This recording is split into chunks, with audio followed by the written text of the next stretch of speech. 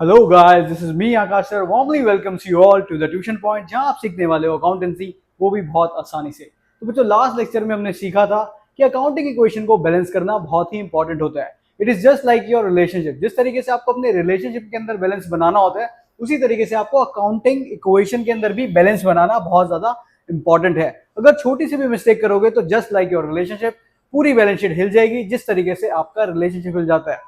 Right, so before coming to the lecture, I would request you कि please बच्चों जाके previous lecture देख लो, जो कि बहुत ही ज्यादा एक बेसिक लेक्चर था। आज का लेक्चर थोड़ा सा एडवांस होने वाला है, क्योंकि आज हम कुछ ऐसी ट्रांजेक्शन्स को डिस्कस करने वाले हैं जिसकी वजह से अकाउंटिंग इक्वेशन कभी भी मैच नहीं करती है। राइट, तो देखो बच्चों, पहली ट्रांजैक्शन है आउटस्टैंडिंग एक्सपेंस। पहली ट्रांजैक्शन क्या है? Outstanding expense. तो सबसे पहले मुझे ये बताओ आप कि यार what is outstanding expense? Outstanding expense होता क्या है? राइट, और फिर मैं आपको बताऊंगा किस तरीके से आप आउटस्टैंडिंग एक्सपेंस के ट्रीटमेंट को अकाउंटिंग इक्वेशन में रिकॉर्ड कर सकते हो। अगर जिन बच्चों को पता है कि भाई आउटस्टैंडिंग एक्सपेंस क्या होता है, so please comment down below. Right बच्चों, बताओ what is outstanding expense? Sir, outstanding expense एक ऐसा एक्सपेंस होता है which is due but not paid. मतलब ऐसा एक्सपेंस जो ड्यू हो चुका है लेकिन आपने पे नहीं किया है। फॉर एग्जाम्पल क्या? जैसे यार, मैंने अपने क्रेडिट कार्ड से बहुत सारी शॉपिंग कर ली, राइट, लेकिन आज उसकी ड्यू डेट आ गई है। तो जो भी मेरा क्रेडिट कार्ड का स्टेटमेंट होगा, उसके लास्ट में क्या लिखा होगा कि आउटस्टैंडिंग एक्सपेंस पेबल। तो इट मीन्स क्या कि भाई वो एक्सपेंस मुझे पे करना है। आउटस्टैंडिंग एक्सपेंस क्या है? जो मेरे सर पे, ऐसा एक्सपेंस जो मेरे सर पे मंडरा रहा है, जो मुझे पे करना है, उसे मैं बोलता हूँ आउटस्टैंडिंग एक्सपेंस। तो सीखते हैं भाई आउटस्टैंडिंग एक्सपेंस का क्या ट्रीटमेंट होता है। सो पहली इंपॉर्टेंट ट्रीटमेंट है आउटस्टैंडिंग एक्सपेंस की। देखो बच्चों, आउटस्टैंडिंग एक्सपेंस क्या है? सबसे पहले मुझे पता है कि sir it is a liability, it is a current liability. क्या है बच्चों? Current liability. So outstanding expense क्या है? Current liability. यानी कि जब भी आउटस्टैंडिंग एक्सपेंस आएगा तो मेरे पास एक लाइबिलिटी आ रही है। क्या आ रही है? लाइबिलिटी। तो मैं क्या करूंगा? इक्वेशन है assets is equal to liability plus capital. सबसे पहले मैं क्या करूंगा? लाइबिलिटी साइड में एक लाइबिलिटी रिकॉर्ड करूंगा जिसका नाम क्या है? Outstanding expense. तो मैंने यहां पे लिखा बच्चों आउटस्टैंडिंग एक्सपेंस। राइट, मान लो आउटस्टैंडिंग एक्सपेंस है 5,000 रुपीज का। कितने का? 5,000 रुपए का। राइट, तो मैंने यहां पे क्या लिख दिया? Outstanding expense 5,000। राइट, अब बच्चों ऑब्वियसली बात है यार, एक्सपेंस है। राइट, मैंने पे तो नहीं किया। जब मैंने पे नहीं किया तो भाई कैश से तो कुछ माइनस होगा ही नहीं, क्योंकि मेरी जेब से अभी तक पैसा गया नहीं है। ये ड्यू है बट मैंने पे नहीं किया है। मतलब क्या है? Due but not paid. Right, लेकिन मुझे पता है कि लाइबिलिटी है, तो लाइबिलिटी मैंने जनरेट कर दी। राइट, लेकिन मुझे बच्चों ये तो पता है यार, आज नहीं तो कल पैसा तो देना पड़ेगा। एक्सपेंस तो है, और मैंने बताया था आपको लास्ट लेक्चर में कि जब भी हम कोई एक्सपेंस करते हैं तो उससे हमारा कैपिटल रिड्यूस हो जाती है। तो दूसरा ट्रीटमेंट इसका क्या होगा कि भाई मैं कैपिटल में से 5,000 रुपीज को माइनस कर दूंगा। तो ये इसका बेसिक ट्रीटमेंट है। सबसे पहले क्या करना है? एक लाइबिलिटी जनरेट कर लो, लाइबिलिटी का नाम आउटस्टैंडिंग एक्सपेंस, और सेम अमाउंट को कैपिटल में से माइनस कर लो, क्योंकि बच्चों आज नहीं तो कल पेमेंट तो करनी है। राइट, नेक्स्ट जो हमारे पास टर्म है वो है प्रीपेड एक्सपेंस। क्या है बच्चों? Prepaid expense. करेक्ट, तो सबसे पहले प्रीपेड एक्सपेंस है क्या बच्चों? प्रीपेड एक्सपेंस सर एक एसेट है। क्या है? एसेट। कौन सा एसेट? Current asset. कौन सा एसेट है?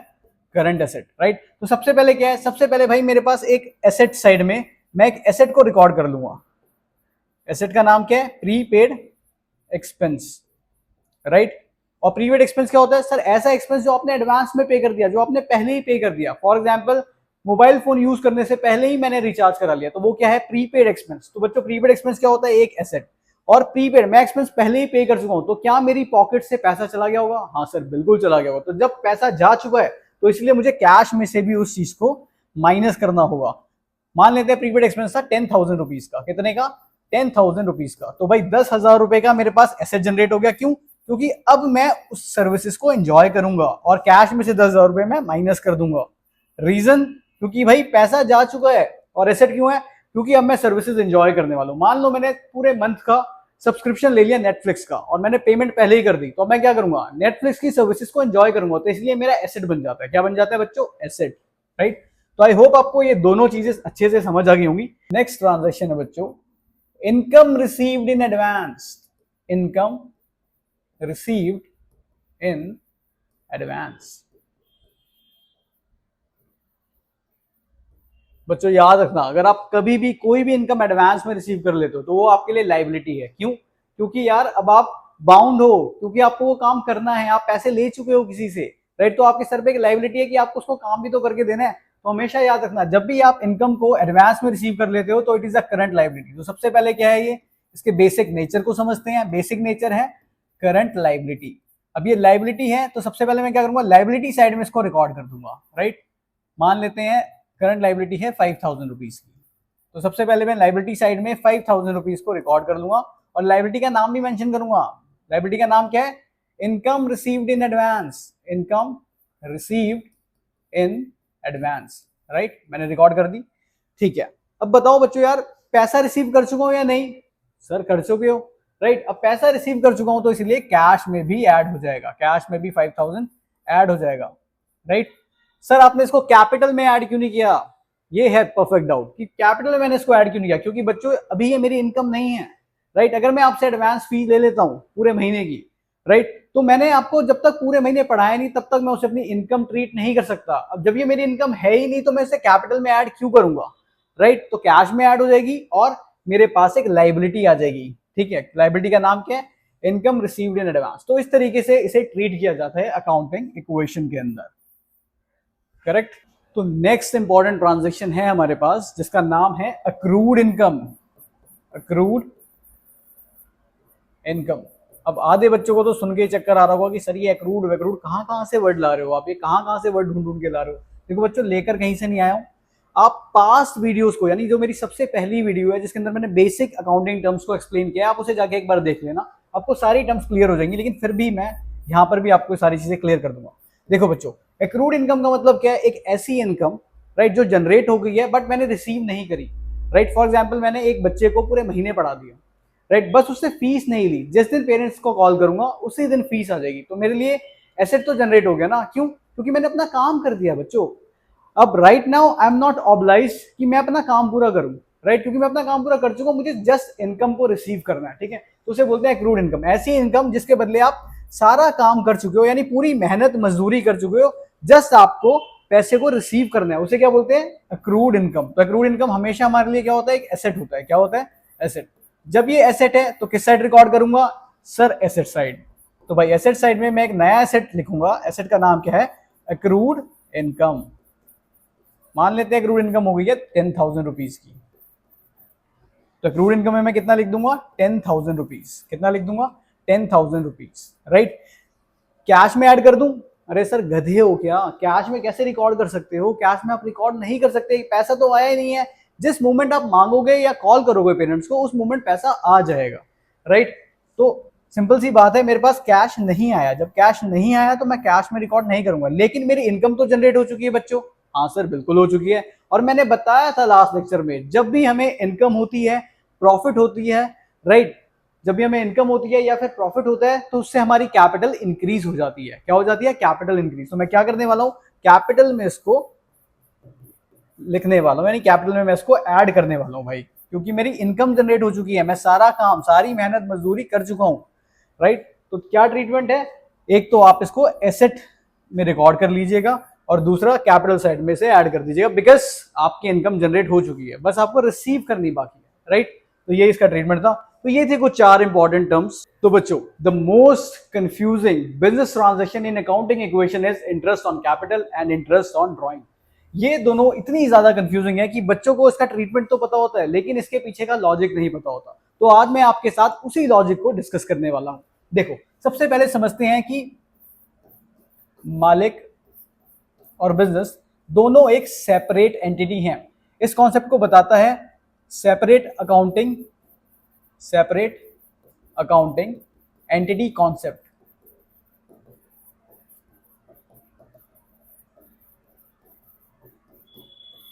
जो कि ये बताता है कि मालिक और बिजनेस दोनों अलग अलग एंटिटी हैं, राइट? इसी वजह से जब मालिक बिजनेस में कैपिटल इंट्रोड्यूस करता है तो बिजनेस कैपिटल को एक इंटरनल लायबिलिटी मानता है, और इसी वजह से उसे इस कैपिटल के ऊपर मालिक को इंटरेस्ट ऑन कैपिटल पे करना पड़ता है। इंटरेस्ट ऑन कैपिटल पे करना पड़ता है। तो बिजनेस के लिए इंटरेस्ट ऑन कैपिटल एक एक्सपेंस है, और जब ये बिजनेस के लिए एक्सपेंस है बच्चों, तो मैंने आपको बताया था कि जब भी कोई एक्सपेंस हो, कोई लॉस हो या फिर ड्रॉइंग्स हो, तो इन तीनों चीजों से कैपिटल रिड्यूस हो जाती है। अब जबकि ये एक एक्सपेंस है तो इसी वजह से कैपिटल में से मुझे इसे एक बार माइनस करना पड़ेगा। लेकिन जब कैपिटल के ऊपर ब्याज मिलेगा, यानी जब कैपिटल के ऊपर इंटरेस्ट मिलेगा, तो इससे कैपिटल इंक्रीज होगी या डिक्रीज? सर ऑब्वियस है, कैपिटल इंक्रीज हो जाएगी। जब कैपिटल के ऊपर ब्याज मिलता है तो उससे कैपिटल बढ़ जाती है, तो इसी वजह से मुझे एक बार इस अमाउंट को ऐड करना पड़ता है। तो यही इसका बेसिक ट्रीटमेंट है कि कैपिटल में से एक बार इसे माइनस करते हैं क्योंकि ये एक्सपेंस है, और दूसरी बार इसे ऐड किया जाता है क्योंकि जब इंटरेस्ट कैपिटल पे मिलता है तो उससे कैपिटल इंक्रीज हो जाती है, तो इसी वजह से इसे एक बार ऐड किया जाता है। इंटरेस्ट ऑन ड्राइंग भी इसी प्रिंसिपल के ऊपर रिलाय करता है।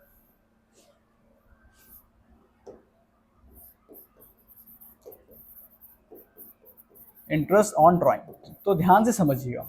देखो यहां पर क्या है, यहां पर इस बार सिनेरियो थोड़ा सा ऑपोजिट है। यहां पर मालिक बिजनेस से पैसा विड्रॉ कर रहा है, मालिक बिजनेस से पैसा विड्रॉ कर रहा है। तो बिजनेस कहता है कि बेटा याद कर, जब मैं तुझसे पैसा लेता था, यानी जब मैं तुझसे कैपिटल लेता था, तो तू मुझसे इंटरेस्ट ऑन कैपिटल चार्ज करता था। आज तू पैसा मुझसे ले रहा है, तो बदले में तुझे मुझे क्या देना पड़ेगा? इंटरेस्ट ऑन ड्राइंग देना पड़ेगा। तो बिजनेस के लिए इंटरेस्ट ऑन ड्राइंग एक इनकम है। क्या है? इनकम। तो कोई भी इनकम हो उससे कैपिटल हमेशा इंक्रीज करती है, तो इसी वजह से कैपिटल में हमें इसे इंक्रीज करना पड़ेगा। लेकिन जिस तरीके से जब कैपिटल के ऊपर इंटरेस्ट मिलता था उससे कैपिटल इंक्रीज हो जाती थी, तो आज जब ड्राइंग्स के ऊपर इंटरेस्ट मिलता है या मिलेगा, जब ड्राइंग्स के ऊपर इंटरेस्ट मिलेगा तो उससे ड्राइंग्स बढ़ जाएगी, और ड्राइंग्स बिजनेस के लिए एक्सपेंस होता है, तो इसीलिए हमें कैपिटल में से इसे माइनस करना पड़ेगा। तो यही दो बेसिक्स ये ट्रीटमेंट है इंटरेस्ट ऑन कैपिटल और इंटरेस्ट ऑन ड्राइंग्स के।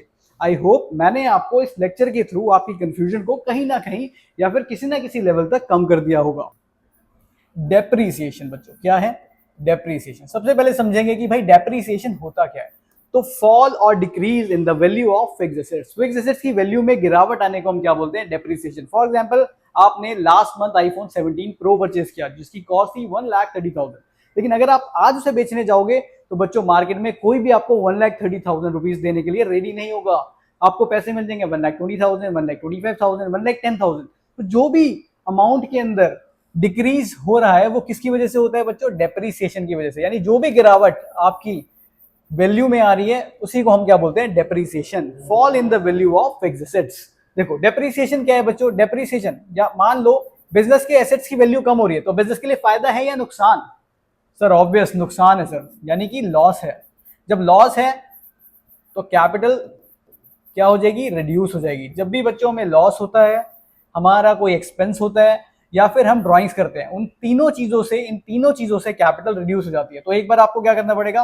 कैपिटल में से माइनस, क्योंकि ये आपके लिए एक नुकसान है, राइट। और दूसरा, इससे हो क्या रहा है बच्चों? सर एसेट्स की वैल्यू कम हो रही है, राइट। तो आप क्या करोगे? एसेट्स में से भी जितनी वैल्यू कम हुई है उतनी वैल्यू को माइनस कर दोगे। तो उसका ट्रीटमेंट बहुत ही बेसिक है। एक बार एसेट्स में से माइनस कर दीजिए। क्यों? क्योंकि एसेट्स की वैल्यू हो रही है कम। कैश में से माइनस करोगे? नहीं, कैश नहीं जा रहा है बच्चों आपकी पॉकेट में से। मेरे आईफोन की वैल्यू कम हो रही है, क्या मेरी जेब से पैसा जा रहा है? नहीं, बिल्कुल नहीं, राइट। और आपके लिए लॉस है, तो इसी वजह से लॉस है तो आप इसको कैपिटल में से माइनस कर दोगे। तो यही इसका बेसिक सा ट्रीटमेंट था। देखो बच्चों, the most confusing business transaction in accounting equation जो है वो होती है लोन की रीपेमेंट की। किसकी होती है बच्चों? लोन की रीपेमेंट की।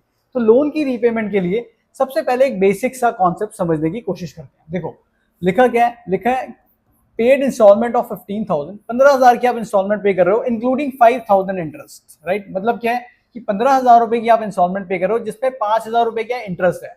देखो बच्चों, सबसे पहले समझने की कोशिश करते हैं कि जब भी हम लोन लेते हैं, मान लो मैंने 1,00,000 रुपए का लोन लिया। कितने का लोन लिया? 1,00,000 रुपीज का मैंने लोन लिया, और मैंने बैंक को बोला कि मैं 10 इंस्टॉलमेंट में इसको रीपे कर दूंगा। यानी एवरी मंथ में आपको कितना पैसा दूंगा? 10,000, 10,000, 10,000, और ऐसे सो ऑन देता रहूंगा। कितना? For 10 months, right. तो बैंक बोल रही है कि सर आप बेवकूफ हो गया, 10,000 रुपए से काम नहीं चलेगा। यू ऑल्सो हैव टू पे इंटरेस्ट, आपको ब्याज भी देना पड़ेगा। 1,00,000 रुपए के ऊपर आपको ब्याज भी देना पड़ेगा, राइट। तो मुझे क्या करना पड़ेगा बच्चों? 10,000 रुपए का तो प्रिंसिपल पे करना पड़ेगा, राइट, और इसके ऊपर कुछ इंटरेस्ट पे करना पड़ेगा। लेट्स से 5,000 ही मान लेते हैं। मान लो 5,000 रुपए मैं इसके ऊपर इंटरेस्ट पे कर रहा हूँ। तो मेरी इंस्टॉलमेंट कितने की जा रही है? मेरी इंस्टॉलमेंट जा रही है 15,000 रुपए की। कितने की जा रही है? 15,000 रुपीज की इंस्टॉलमेंट मेरी जेब से जा रही है। कितनी जा रही है? 15,000 रुपीज की इंस्टॉलमेंट मेरी पॉकेट से जा रही है। सबसे पहले इतना क्लियर है? आओ क्लास, अब आगे बढ़ते हैं। देखो, हमेशा ये याद रखना, इंस्टॉलमेंट जो होती है, इंस्टॉलमेंट के अंदर इंटरेस्ट इंक्लूड होता है, राइट। इंस्टॉलमेंट जो है वो किससे बनती है? Principal plus interest, right. कभी भी अगर आप इंस्टॉलमेंट किसी भी लोन की, अगर आपके फादर इंस्टॉलमेंट पे करते हो तो आप उनसे पूछ लेना कि पापा जो इंस्टॉलमेंट होती है क्या उसके अंदर इंटरेस्ट भी होता है? पापा बोलेंगे यस बेटा, उसके अंदर इंटरेस्ट भी इंक्लूड होता है, राइट। और हमेशा याद रखना, प्रिंसिपल अमाउंट पे करने से ही लोन कम होता है। हमेशा इस बात को ध्यान रखना, प्रिंसिपल अमाउंट पे करने से ही लोन कम होता है, यानी रिड्यूस होता है। इंटरेस्ट आप कितने भी पे करते रहो, कितना भी पे करते रहो, इंटरेस्ट से कभी भी लोन डिक्रीज नहीं होता बच्चों, राइट। फॉर एग्जाम्पल, मैंने किसी से 1 लाख रुपए उधार ले लिए, 10% ब्याज पे ले लिए, यानी कि 10,000 रुपए इंटरेस्ट पे ले लिए। अब मैंने एक महीने 10,000 रुपए इंटरेस्ट का पे कर दिया, दूसरे महीने पे कर दिया, ऐसे मैंने 50 साल तक मान लो बच्चों मैं पे करता जा रहा हूँ। क्या मेरा लोन खत्म हो जाएगा? बच्चों कभी नहीं होगा, कभी नहीं होगा, राइट। क्योंकि इंटरेस्ट से कभी भी लोन खत्म नहीं होता। इंटरेस्ट क्या है? इंटरेस्ट तो एक फिजूल खर्चा है बच्चों। क्या है? एक फिजूल का एक्सपेंस है, राइट। तो आओ समझते हैं इसका ट्रीटमेंट क्या होता है अकाउंटिंग क्वेश्चन में। हमेशा बच्चों याद रखना, जेब से पैसा कितना जा रहा है? जेब से पैसा जा रहा है 15,000।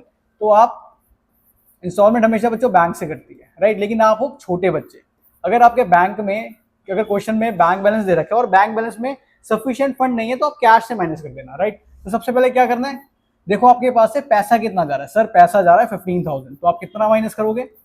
15,000, राइट।